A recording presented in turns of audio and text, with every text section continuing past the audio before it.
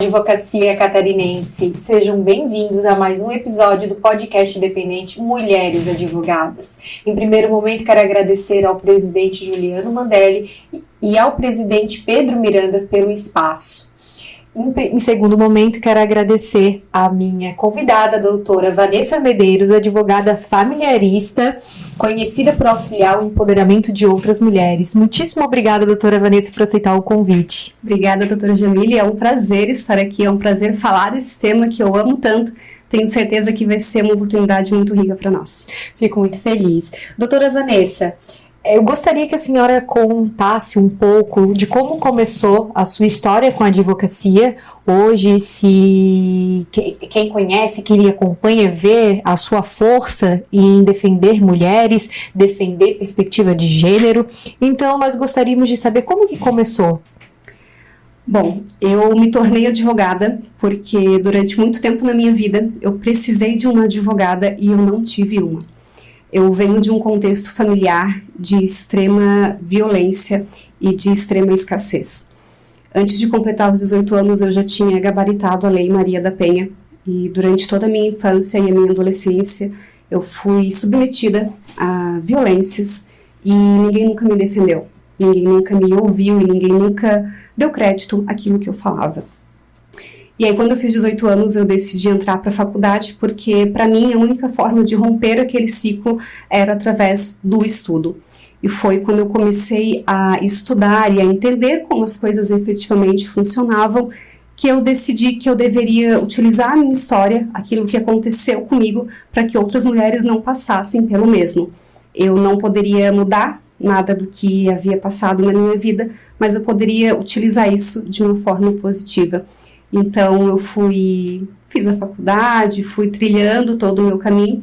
No primeiro momento, trabalhar com direito de família não era uma opção, justamente porque eu tinha muitos gatilhos, era uma área muito sensível, mas à medida que eu fui tendo contato com a área, em estágios, em outro escritório, eu fui gostando e eu fui entendendo que sim, que eu era capaz de lidar com aquilo, apesar de todos os pesares, né, aos quais eu já havia sido submetida, e transformar a minha dor em força. E é isso que eu faço hoje, eu utilizo toda a minha bagagem profissional e pessoal para ajudar outras mulheres para que saiam desse lugar também, né? Então, é uma área bem delicada de lidar, né? A gente precisa ter muito cuidado, mas eu acredito que o fato de já ter vivido isso e de já ter saído desse lugar também incentiva outras mulheres, porque elas estão contando com uma advogada que já passou o caminho onde elas estão percorrendo. E entende a sua dor.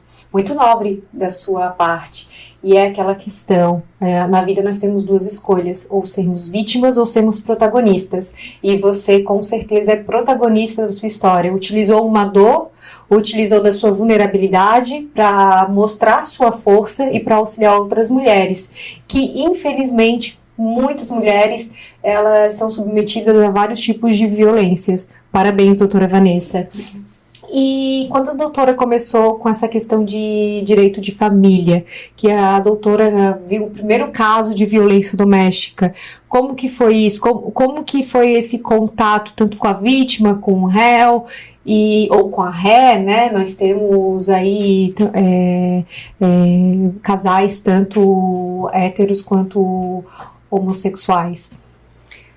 No primeiro momento foi muito delicado, né, porque era uma ferida que ainda era aberta, mas todos os dias antes de começar a trabalhar, né, eu peço direção para Deus e eu peço que somente cheguem até mim os casos com os quais eu consiga lidar e aqueles que eu tenha capacidade de resolvê-los.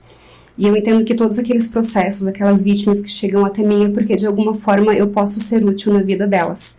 Então, nesse momento eu tento de certa forma desvencilhar, né, a minha questão pessoal para atuar de forma profissional, e eu entendo que aquela é uma oportunidade de ajudar uma pessoa a sair daquele ciclo e reescrever aquela história. Então, cada mulher, cada vítima que chega para mim é uma oportunidade, né, como se fosse um livro que está sendo escrito e eu vou ser coautora. Então, isso para mim é doloroso ver a mulher naquela situação, mas é muito gratificante, é uma dádiva poder acompanhá-la nesse processo de ressignificação.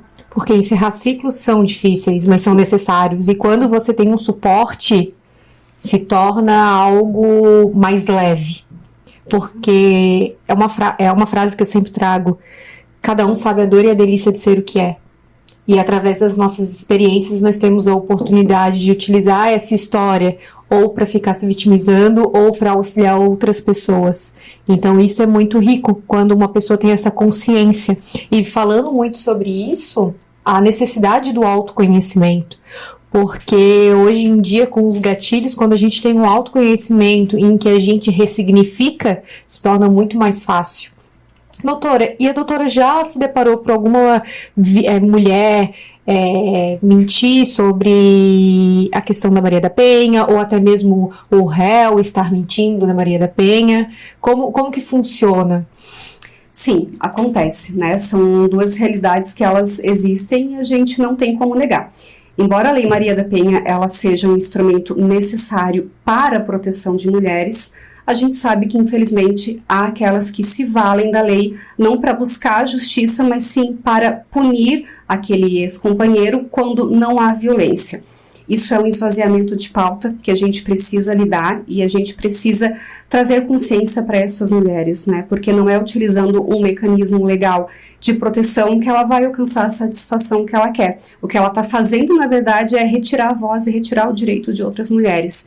E, além do mais, a gente precisa ter em mente também que, em que pese a medida protetiva possa ser concedida num primeiro momento, considerando a palavra da vítima, haverá toda uma questão de instrução, haverá necessidade de dilação probatória, então ela precisa ter em mente que não é só chegar e contar, né? Ela vai precisar sustentar aquilo ali, e uma mentira não se sustenta por muito tempo, então isso existe. E, ao mesmo tempo, também existem homens que mentem, né? A gente tem casos em que há provas incontroversas da agressão, tanto física quanto psicológica, financeira, e ainda assim eles mentem. E aí, nesse momento, a gente conta também com as provas que a gente reúne ao longo da convivência e tudo mais que esteja à disposição para proteger a vítima naquele momento. E em caso de mentira, qual a consequência? Bom, ela pode responder criminalmente por isso, né? Ela está imputando um falso crime a alguém e, dependendo, pode-se requerer também uma indenização pelos danos morais que possam ter sofridos, né? Eventualmente, uma pessoa pode sofrer consequências psicológicas por estar sendo processada indevidamente. Caso haja uma exposição daquela acusação de crime dentro da sociedade na qual ela está inserida, pode-se haver um direito à reparação. Então, não é como se a pessoa pudesse acusar alguém de um crime e sair impune, porque não é assim que funciona. Eu entendo muito sobre essa questão de a pessoa ter a dor e às vezes não utilizar a lei da forma correta. E uma das coisas que a gente precisa alertar é que você utilizando da forma incorreta, você está punindo mulheres que estão sofrendo violência psicológica, violência física, violência patrimonial. E mulheres que estão sofrendo isso, muitas vezes elas podem não ter sua voz. Então, quem for tentar utilizar a lei da forma incorreta, saiba que você está prejudicando outras mulheres que precisam disso. E isso é uma realidade muito triste, porque já vivenciei casos de mulheres que precisavam, de fato, e não tiveram o devido feito. E a doutora, nesse caso, se verifica que uma cliente sua fez isso, qual é o seu posicionamento como profissional? Eu sempre tento verificar os fatos e as provas e o contexto antes da pessoa se tornar minha cliente, né? Eu digo que a primeira pessoa que tem que acreditar na cliente sou eu. Então, se uma mulher me procura já demonstrando essa intenção, porque já aconteceu, né, de fazer um pedido de medida protetiva sem haver contexto de violência, ou se durante o processo ela demonstra essa, entre aspas, ideia, eu oriento ela que isso não é correto, quais são as sanções que ela pode sofrer, e caso ela persista, eu me retiro do processo, porque eu tenho princípios éticos, eu jamais me coadunaria com isso. Inclusive, a doutora fez o juramento, né? Nós, como os advogados, sim, nós temos um juramento a zelar, né? Sim.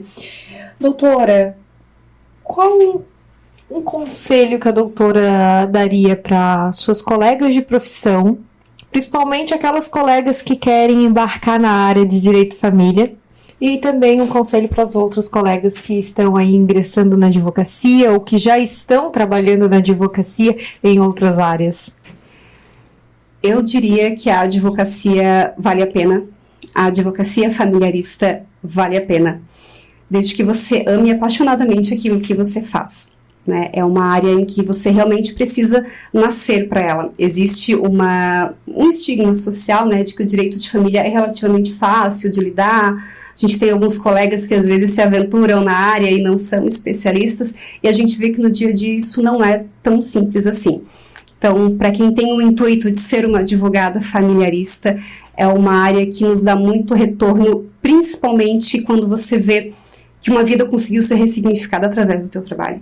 Então, é muito gratificante, é um prazer, é uma honra trabalhar com essas mulheres. Então, eu diria, se especializem, né? O direito de família, ele muda com muita frequência entendimentos dos tribunais, né? A gente tem aí, dependendo do tribunal entendimentos diversos. A gente sempre tem que trazer atualizações para a jurisprudência. Tem muitos casos em que a gente precisa de uma tese e a gente não tem, e aí a gente precisa criar. Isso é algo que acontece com muita frequência no meu dia a dia, né? Eu preciso defender uma cliente sobre X questão. Não encontro fundamento, então eu vou criar o fundamento, né? Todo fundamento ele partiu de algum momento. Então, essa é a disposição que a gente tem que ter, né? Porque a lei, ela nunca vai acompanhar a nossa realidade do dia a dia. A nossa vida é muito dinâmica. E na família isso é mais ainda, né? As configurações familiares, a rotina que a gente tem, as questões patrimoniais. Então, a gente tem que estar muito atento a isso. É estudar diariamente e amar aquilo que a gente faz. Como eu sempre falo, não são só processos, são pessoas. Exato. E qual um caso bem desafiante? Ou desafiador? Nossa, cada processo tem a sua peculiaridade, né? São muito complexos, assim. Mas nós temos casos, principalmente com relação às ações de alimentos, em que a gente tem ocultação patrimonial. Isso, infelizmente, é muito comum, né? A mãe entra com a questão de processar ou para pedir os alimentos ou para requerer uma partilha dos bens, e aí muitas vezes aquele homem que tinha um patrimônio vasto, do dia para a noite ele se torna insolvente, né? Ele coloca na PJ, transfere a terceiros e ele simplesmente fica um desempregado. E daí a gente precisa entrar em toda a questão de fazer a investigação patrimonial ou a comprovação da capacidade financeira daquele pai para que pague alimentos em uma proporção que seja justa. Então, isso é sempre muito desafiador, né, quando a gente tem casos nesse patamar. Não posso mencionar aqui nenhum caso, assim, mas nós temos alguns, assim, de pessoas que tinham patrimônios milionários, né, de fazenda, de alto escalão, de cargo profissional, e em questão de um mês se declararam totalmente pobres, em estado de miserabilidade. Eu acho não, tenho certeza, é uma opinião minha, né? Muito triste, porque tem mulheres que deixam de viver para viver para o seu esposo ou sua esposa e cuidar dos filhos. E numa separação, ela se torna olhuda, ela se torna nunca me ajudou.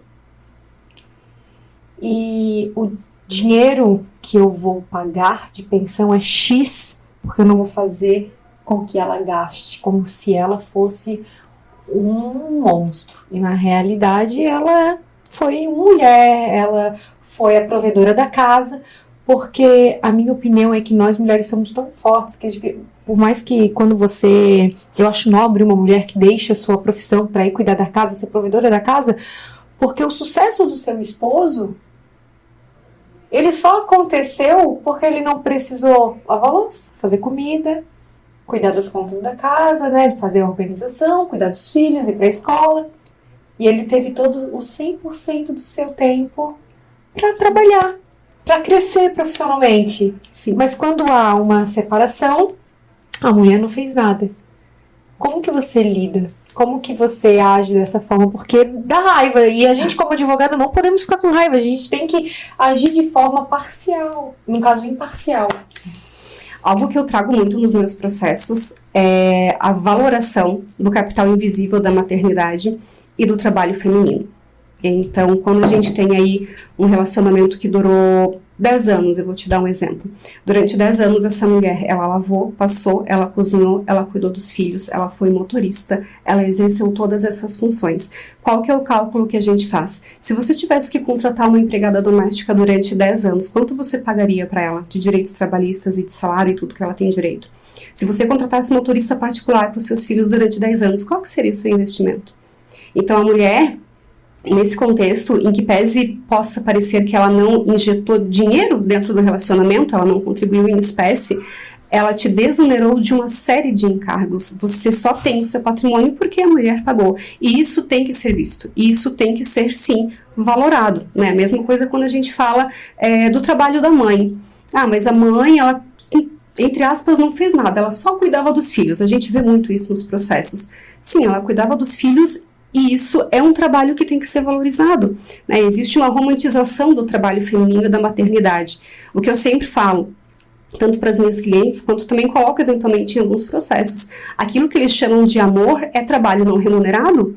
Não é porque você ama a sua família, não é porque você ama o seu filho, o seu casamento, que você não tem que ser reconhecida por aquilo que você está fazendo, porque você está empregando o seu tempo e a sua vida, né? O tempo que você passa limpando a casa, você poderia estar estudando, e foi uma escolha sua, e está perfeito, e é compreensível, mas isso tem que ser valorizado. E no momento do divórcio, no momento da partilha, a gente não pode agir como se esse lapso temporal não existisse, né? Porque, ainda que a mulher possa ser reinserida no mercado de trabalho, a gente está falando de um hiato aí de 5, 10, 15 anos. Não é algo que você vai recuperar do dia para a noite. Hoje o mercado de trabalho, ele é muito ágil. Se você fica um curto período de tempo, você já tem um prejuízo com relação a quem está trabalhando, a quem está se atualizando. Imagina uma mulher que ficou uma década ou até mais sem trabalhar e sem se atualizar. Então, a gente não pode fazer que isso não existe, porque isso existe, a gente precisa falar sobre isso e precisa valorar isso. E é necessário. Por muito tempo falaram que mulheres são sexo frágil. Na realidade, mulheres, elas são forças. Eu tenho a sorte de ter a minha mãe. A minha mãe, ela é um exemplo. Meus pais são casados. E a minha mãe, por 23 anos, ela não trabalhou. Porque ela e meu pai escolheram que minha mãe ficaria fora do mercado de trabalho para criar os filhos. E criar os filhos, ela criou 3 filhos. E nisso, ela foi a nossa cozinheira, ela foi a pessoa que limpava a casa, ela foi nossa motorista, ela foi nossa porta-voz, porque para falar com o pai tinha que falar com a mãe antes. Sim. E eu falo para ela que a minha força vem dela. Porque você, mulher que está me escutando, se você escolheu por um tempo ficar em casa, isso não é ser frágil, isso não é algo ruim. Isso é lindo. Porque você se abdicou de si para auxiliar outro. Isso é louvável. Eu honro isso. E depois, terminando de falar da minha mãe, aí sim ela voltou para o mercado de trabalho. Então eu acho muito incrível quando uma mulher, ela faz uma pausa para cuidar. Mas eu fico muito indignada quando eu vejo que quando termina um relacionamento, a pessoa não enxerga isso. Porque relacionamentos, eles podem terminar. Existem ciclos. Sim. Ciclos, eles iniciam e eles encerram. E tá tudo bem. Tá tudo bem terminar um relacionamento. Mas não está tudo bem você não valorizar aquela pessoa que esteve ali tantos anos ao seu lado.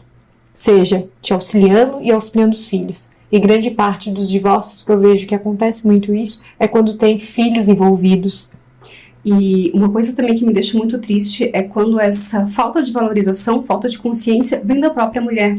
Eu já atendi muitas mulheres em consultoria jurídica pré-divórcio, em que nós falamos a respeito da questão da regularização do estado civil, organização da questão dos filhos, e aí quando eu vou orientá-las a respeito das questões patrimoniais, da partilha de bens, a qual ela tem direito, elas me dizem, doutora, mas eu acredito que eu não tenho direito a isso porque eu não trabalhei. E daí a gente precisa trabalhar na criação de consciência para que ela entenda que sim, ela tem direito.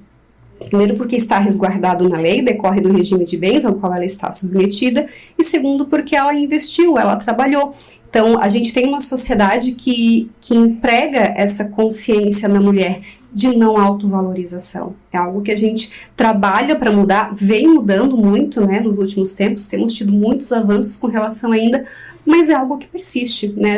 Eu tenho clientes que elas preferem abrir mão do patrimônio do que muitas vezes lutar por ele. E claro, se a cliente quer, a gente vai fazer, nós estamos aqui para respeitá-las, mas também para orientá-las. Porque muitas vezes é uma falta de orientação, é uma falta de conhecimento. Elas acham que é algo errado requerer aquilo que elas têm direito, né? Elas ouvem os discursos de que você não tem direito, de que você não trabalhou, e elas acabam absorvendo aquilo como se fosse verdade. E isso acaba sendo uma violência psicológica. Sim, e patrimonial também. Quando elas são privadas de ter acesso àquilo que lhes é de direito, é uma violência patrimonial. Complicado, né? É um assunto complicado. É o direito de família. A Lei da Maria da Penha. Eu trabalhei quando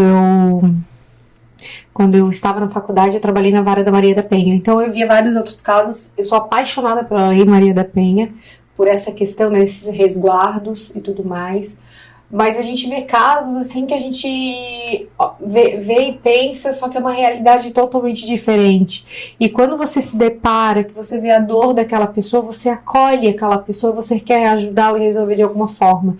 Então é muito necessário mulheres, como a doutora, que trabalha, hoje eu não trabalho mais nessa área, minha área é civil, e auxilia outras mulheres, cuidam dessa questão do empoderamento, encoraja, principalmente psicologicamente, fortalece psicologicamente, porque quando uma pessoa chega para você, ela quer não só um advogado, sim, ela quer um acolhimento, porque ela já está tão triste psicologicamente que quando ela vê uma força numa advogada que vai tentar auxiliar de todas as formas, e eu digo tentar porque nós na advocacia não podemos dar êxito, nós temos que demonstrar para o cliente que existem as chances dentro da lei, mas também pode ser que seja de uma forma negativa, e que ela tem você ali como força.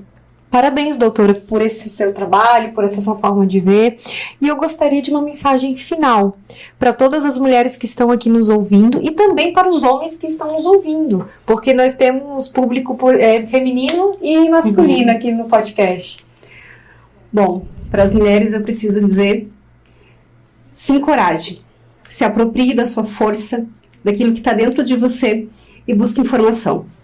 Uma mulher bem informada, uma mulher consciente dos seus direitos é uma rocha inabalável. Eles podem tentar tirar a sua autoestima, podem tentar tirar qualquer coisa que você tenha de certeza, mas se você tem informação, se você é bem orientada, ninguém te derruba. E para os homens, eu preciso agradecer primeiro aqueles que estão conosco na nossa luta, porque existem muitos que realmente abraçam a questão da violência, da luta contra a violência, então agradecê-los. E aqueles que ainda não têm esse nível de consciência, quero chamar vocês para conhecer um pouco mais sobre essa questão da perspectiva de gênero, tentar olhar as situações pelo viés da mulher e entender, né, que não estamos aqui para levar ninguém ao prejuízo, para prejudicar ninguém. A gente só quer as coisas como elas são, que elas sejam justas, tanto para vocês quanto para as mulheres. Muitíssimo obrigada, doutora Vanessa. E a minha mensagem final é: tenham coragem. A coragem, ela não é a ausência do medo, mas é você ir com o medo mesmo e saber que você pode chegar onde você quiser. Basta querer. Muito obrigada. Obrigada.